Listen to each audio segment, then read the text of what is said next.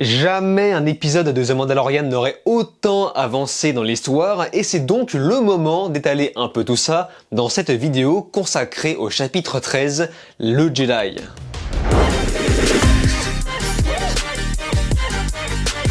Salut à tous, c'est Vince, alias Amergame, et aujourd'hui, pas d'intro rage, ok?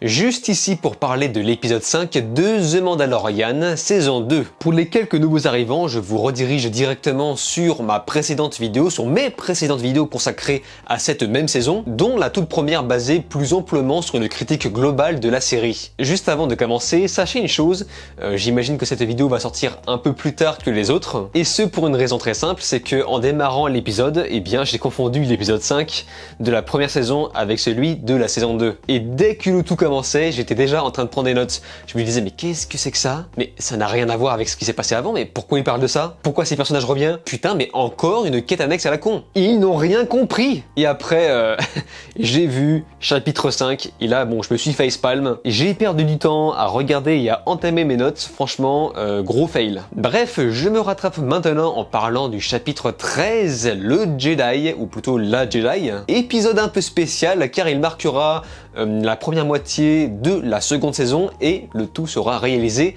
et écrit par Dave Filoni en personne. Je le rappelle, Dave Filoni est le papa de l'univers étendu de Star Wars. Et c'est en partie lui qui a contribué à la création du personnage de Ahsoka Tano. Bref, il n'a pas été placé là par hasard et vous allez comprendre pourquoi. Dans tous les cas, ça annonçait à l'avance du très très lourd. Résumons avant tout ce qu'il s'est passé dans cet épisode 5. Nous sommes enfin arrivés sur Calodan, la planète Corvus. Et nous pouvons voir qu'il s'agit d'un environnement complètement mort, désertique, sans vie, on se croirait presque dans le jeu vidéo Fallout. Et Ahsoka Tano est là, elle est magnifique, elle défonce, et je pense qu'il s'agit bien de la première apparition d'un Jedi dans la série The Mandalorian. On comprend que Corvus est dominé par la magistrate Morgan Elsbeth, et cette dernière demande aux chasseurs de tuer Ahsoka, ce qui est une belle ironie. Mais le prix est quand même sacrément grand, je parle bien d'un morceau de Beskar sous forme de lance. Et pour rappel, le Beskar est si résistant qu'il parvient même à parer les lasers, notamment le sabre laser. Ce qui sera d'une grande utile à la magistrate pour la fin de l'épisode. Et la première rencontre entre Ahsoka et Mando est plutôt musclée car le tout s'entame sur un petit combat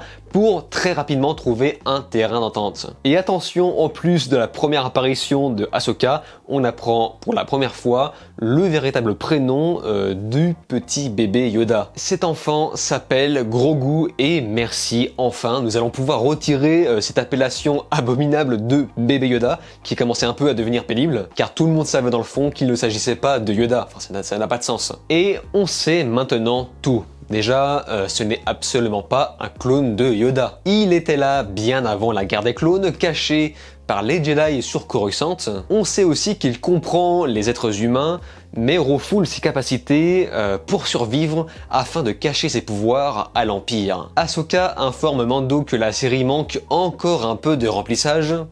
Je déconne. Elle lui dit qu'elle ne peut pas former Grogu car apparemment il est trop attaché à son maître. Parce que oui, qu'on le veuille ou non, Mando est plus ou moins devenu son père spirituel. Et dans les yeux d'Ahsoka, ça fait forcément écho à Anakin qui s'est laissé sombrer dans ses émotions et ses peurs, et voilà où ça les a amenés. Mais le duo finit quand même par collaborer pour faire partir la magistrate, qui se finit sur un duel à la western entre chaque personnage. Et une fois le duel gagné, Ahsoka interroge la magistrate afin de connaître la position du grand amiral Thrawn, le grand méchant de Rebels qui, si je me souviens bien, n'était pas mort. Suite à ça, Din Djarin récupère le Beskar sous forme de lance et fait ses adieux déchirants, j'allais dire au bébé Yoda, non, à Grogu. Ahsoka le redirige sur Titan vers un temple apparemment lié à la Force pour savoir quel Jedi sera apte à élever Grogu. Parce que voilà, c'est comme dans un jeu vidéo, enfin, on l'emmène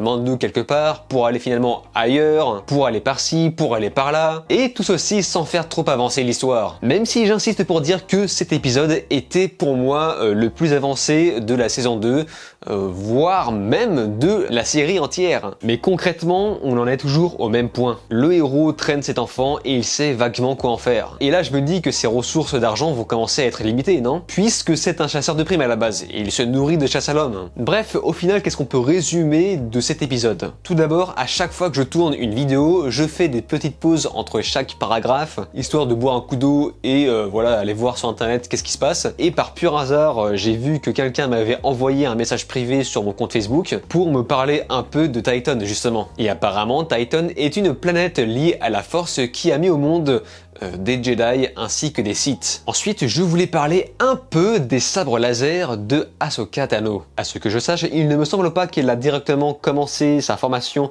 avec 2 sabres laser, mais plutôt avec un seul qui, il me semble, était vert, puis son double sabre laser bleu pour finalement passer à 2 sabres laser blancs. De ce que j'ai vu, il ne me semble pas qu'on voit ça dans la série Rebels, ces sabres laser blancs proviennent apparemment d'un inquisiteur Sith, et il a récupéré les cristaux du sabre laser Sith pour les insérer dans les siens qui ont fini par se purifier et devenir blancs par la suite. Et il me semble bien que c'est la première fois dans un Star Wars, si on accepte peut-être la trilogie originale qui n'avait pas pris en compte cette histoire de couleurs, car il ne pensait pas à vendre des jouets sabre laser avec différentes couleurs. Je pense que c'est la première fois qu'on voit des sabres laser blancs dans une adaptation live. Et au final, ça donne un cachet spécial très propre à cette série qui se rapproche de quelque chose de très délavé visuellement. Et dans cet épisode, on peut voir aussi encore une dualité envers le Mandalorien. Ce dernier entre dans un paradoxe à cause de son code, qui d'une part lui impose de retrouver un Jedi,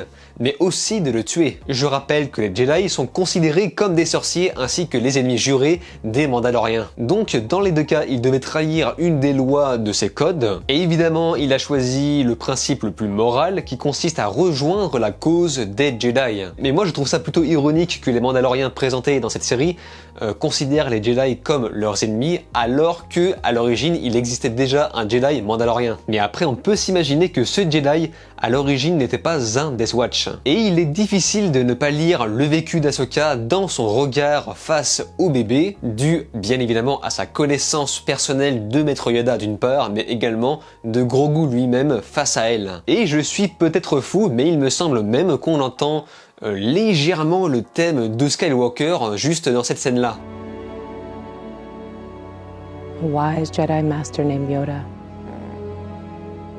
Le thème qui symbolise vraiment les Jedi. Et chose à part, il m'a semblé voir l'espèce de petit chat renard qu'on peut voir dans la série Rebels. Enfin, je suis presque sûr que c'est ça, même si c'est un peu flou. Bon, je vais vous le dire, mais j'avais peur qu'on tombe encore sur une quête annexe à la con avant de tomber enfin sur Ahsoka Tano. J'étais quasiment sûr qu'on allait nous faire le coup de Star Wars 7 avec Luke à la fin. Je me suis dit, ça y est, Ahsoka, on ne la verra qu'à la toute fin, on n'aura même pas le temps de voir la couleur de son sabre. Et au final, non, ils sont pas si radins que ça. Et il s'agit bien de Rosario Dawson dans la peau de Ahsoka. Et si vous voulez mon avis, je trouve que c'était le meilleur choix possible. Elle a les mêmes lèvres, le même smile, sans compter son âge mûr qui est quand même important pour le moment où se déroule la série par rapport à la trilogie, à la prélogie où Ahsoka était encore apprentie, même si un petit truc me dérange, et là peut-être que je ne suis pas assez renseigné encore une fois sur l'univers de Star Wars, mais il me semble que normalement Ahsoka, à cette époque-là, devrait être super vieille. Et c'est la même chose pour Bo-Katan. Ces personnages-là devraient être incarnés par des mamies. Et il n'y a pas de raison puisque Obi-Wan lui-même a un espèce de gap temporel, enfin genre, il est beaucoup plus vieux quoi. Alors après évidemment on me dira que Obi-Wan est censé être plus vieux de base, mais quand même. Donc j'aimerais vraiment avoir votre avis sur la question. Alors autant j'aime beaucoup l'actrice qu'ils ont choisie, qui a joué dans Trans, que je vous conseille. Oh on la voit à poil. Pardon. Autant je ne suis pas très fan de son maquillage. Enfin déjà dans ma tête je me suis laissé croire que la race qu'elle incarne avait des espèces de tentacules qui poussent avec l'âge. Or là, ces tentacules n'ont jamais poussé. À en croire, les autres espèces a parfois des espèces de queues qui descendent super loin vers le bas du dos. Et en parlant de ça, justement, je trouve que ces fameuses tentacules font très mousse, très polystyrène, c'est un peu dommage. Donc j'attends vraiment une amélioration dans la prochaine saison, si elle est là. Il y a un truc que je trouve pas mal sinon, c'est le fait qu'on ne traîne pas avec le conflit entre le Jedi et le Mandalorien. Alors certes, t'as un échange de coups de poing entre les deux personnages au début, mais mais le conflit s'arrête rapidement pour passer aux choses sérieuses. Et moi j'avais peur qu'on passe un épisode entier à faire du remplissage sur le conflit entre ces deux protagonistes, et au final ça n'a pas eu lieu. Cet épisode nous a fait part également de quelques plans que je trouve plutôt esthétiques, et j'ai bien ressenti l'impact des combats avec les sabres contre le Beskar, entre la sonorité brutale et les enchaînements de plans larges, qui font bien ressentir le côté stable et maîtrisé de la situation. Ça fait vraiment très japonais ce style sans musique pour qu'on se concentre pleinement sur la scène d'action. Par contre, j'ai du mal à croire que Ahsoka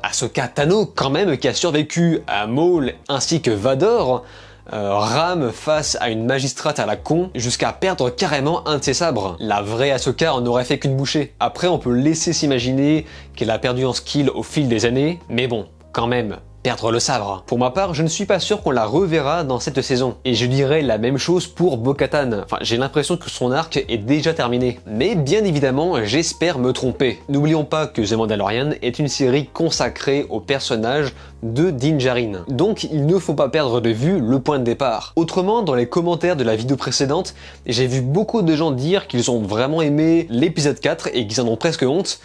Il n'y a pas de honte à avoir aimé cet épisode. Mais j'ai vu également des gens dire qu'ils en ont marre des Stormtroopers. Ils n'en peuvent plus de l'absence de danger, le fait que les ennemis ne savent pas viser, et j'ai d'ailleurs eu un long débat avec un pote par rapport à ça. C'est juste que pour ma part, je considère que ce n'est pas très grave. Au visionnage de la première saison, je pensais un peu pareil, mais maintenant que je sais à quoi m'attendre, je ne suis plus déçu. Je sais qu'il n'y a pas beaucoup d'enjeux, que les ennemis sont cons, et que la série va éviter au plus possible de prendre trop de risques, c'est-à-dire de faire mourir des personnages. Par exemple, Cara Dune ne mourra pas avant bon nombre de saisons si on en fait plusieurs. Mais quand on sait ça, pour ma part, je trouve qu'on peut vraiment apprécier la série. Encore une fois, c'est mon cas. La première saison, j'ai eu du mal.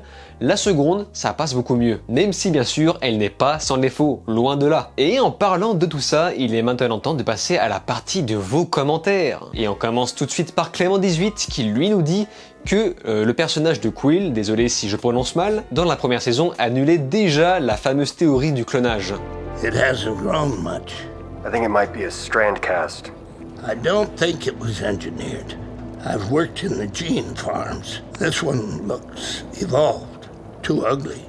Et autant vous dire que ça me rassure vraiment car ça n'a pas de sens. Si tu peux cloner des Jedi en conservant leur pouvoir, bah pourquoi tu te fais chier à cloner des Jango Fett? Fais-moi une armée de Yoda. Et surtout pour moi la force est quelque chose de lié à la spiritualité plus que de la science. Et c'est d'ailleurs pour ça que beaucoup de gens n'ont pas aimé que George Lucas instaure ce système, cette explication de midi-chloriens, puisque ça fausse un peu tout ça. Crixzipex ainsi que Funril nous parlent des armures qu'on peut voir à la fin de l'épisode 4. Pour Funril, il s'agit des Death Troopers qu'on peut déjà voir dans le film Rogue One, mais pour Crix, ce n'est pas à confondre avec les Dark Troopers qu'on peut voir dans l'univers étendu Legends, que je n'ai pas lu, vu ou lu, enfin il me semble que ce sont des bouquins. Je crois qu'on peut déjà en voir dans les jeux vidéo tels les Battlefront, mais pour moi c'est juste une inspiration car l'un ou l'autre, je trouve qu'il ne ressemble pas vraiment à ça. C'est potentiellement autre chose, quelque chose de différent, et non, ce ne sont pas des Dark Vador comme disait Sasori. Et d'ailleurs pour moi, je n'ai pas fait attention, mais j'ai automatiquement associé ces soldats qu'on peut voir à la fin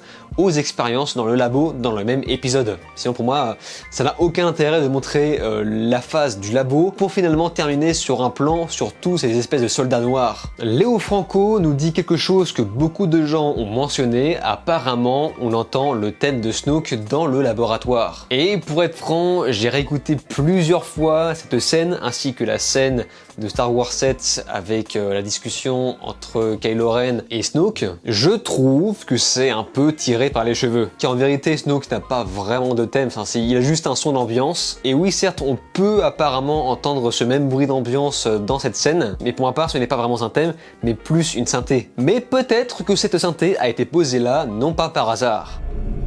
We shall see. We shall see.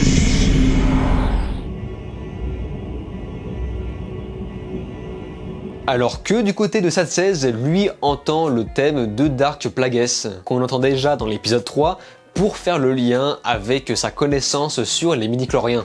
You ever hear the tragedy of Darth Plagueis the Wise? Donc pour le coup, je trouve que cette comparaison a plus de sens, d'autant que le son, là pour le coup, se rapproche beaucoup plus. Tristan Drouin, lui, nous dit, pour rester dans le même sujet, qu'il s'agit peut-être de Snoke dans la cuve. Et j'ai monté un peu la luminosité, augmenté les contrastes pour voir ce qu'on peut voir, et il est vrai que la forme du crâne ainsi que la cicatrice se rapprochent beaucoup du visage de Snoke. Didier Delépine, lui, se demande si Gideon veut s'emparer de la Force. Et ce à quoi je réponds que oui, mais peut-être dans un scénario à la Marvel. Et genre, j'imagine bien Moff Gideon s'injecter quelque chose qui se rapproche de la Force à la dernière minute et qui se transforme en abomination, et ce à la toute fin en guise de boss final, puisque bon, encore une fois, la série ressemble beaucoup à un jeu vidéo, donc ça pourrait être marrant, tout comme ça pourrait faire nanar. Giacomo Bettiol nous dit que Alderaan, la fameuse planète qu'on peut entendre parler à la fin de l'épisode 4, avec Cara Dune lorsque le rebelle lui propose de revenir dans son camp, on sait que Cara est d'origine d'Alderaan, mais ce que j'ai oublié de préciser est que cette planète est en fait également celle de Princesse Leia, qu'on voit exploser dans Star Wars épisode 4. Et là, tu comprends vraiment pourquoi Cara Dune a une dent extrême envers l'Empire. Orion W nous dit que les expériences du labo vont amener au clonage de Palpatine. Et ce à quoi je dis pas clonage, mais plutôt reconception. On le voit reprendre de l'énergie dans l'ascension de Skywalker en absorbant la force de Rey ainsi que Kylo. Donc peut-être que en plus de vouloir créer une espèce d'armée de super soldats, Palpatine a peut-être besoin du sang de Grogu pour pouvoir se régénérer en absorbant la force dans ses midi-chloriens. Ce qui expliquerait sa faible posture dans le dernier film, même si encore une fois, je ne suis pas très fan. Super Chris Cochin nous dit que la petite fille présente dans l'épisode 4 ressemble un peu à la version enfant de Rey. Et je ne sais pas s'il s'agit d'un lien caché ou simplement d'un clin d'œil. Enfin, clairement, il y a un plan posé sur cette petite fille qui insiste bien quand même, qui nous montre bien qu'elle a à peu près la même coupe, donc lien ou clin d'œil à vous de voir. Et nous finissons sur Ronnie Baker qui est un peu déçu de voir que The Mandalorian est en train de tisser des liens avec la postlogie de Star Wars, et sachez-le, c'est mon cas aussi, je trouve ça un peu dommage, même si c'est le passage obligatoire. C'est dommage car on est obligé de s'imaginer que l'univers de la postlogie qui est bourré d'incohérences soit lié à ça, mais ce n'est pas forcément plus grave pour autant, enfin autant assumer les erreurs du passé et prendre de l'avant. Et pour moi, les meilleurs exemples que j'ai en tête, ce sont les films Creed. Creed 1 et 2 sont plus ou moins une suite de Rocky 4 qui, il faut le dire, était un véritable nanar. Mais au final, ils ont assumé jusqu'au bout en insérant un peu plus de maturité, enfin, si ce n'est beaucoup plus, et c'est ce qui, je pense, est en train de se reproduire avec la série The Mandalorian. Donc, il n'y a pas de quoi paniquer par rapport à ce sujet. Voilà, dans tout ça, j'ai trouvé l'épisode plutôt sympa, même si j'ai un peu l'impression de regarder une espèce de ligne directionnelle sans fin. On part d'un point A pour à chaque fois revenir sur ce même point A dans un autre contexte. Et c'est un peu frustrant car j'ai vraiment l'impression qu'ils ne vont pas au bout de leur délire. J'aimerais vraiment que la série se renouvelle au moins pour la fin de la saison 2, qu'ils prennent un peu plus de risques, quitte à faire mourir des personnages. J'attends donc la fin de cette saison pour pouvoir juger plus amplement. Sur ce, si vous avez des avis, des analyses à fournir par rapport à cet épisode, n'hésitez surtout pas, comme d'habitude, à m'en faire part dans les commentaires. Je mettrai en avant ceux qui me paraissent les plus pertinents. Comme d'habitude, je lis et réponds à quasiment tout le monde. On se laisse ici, n'oubliez pas de vous abonner à ma chaîne YouTube, cliquez sur la cloche, likez, partagez et de regarder mes autres vidéos. Je vous dis alors ciao et à la prochaine.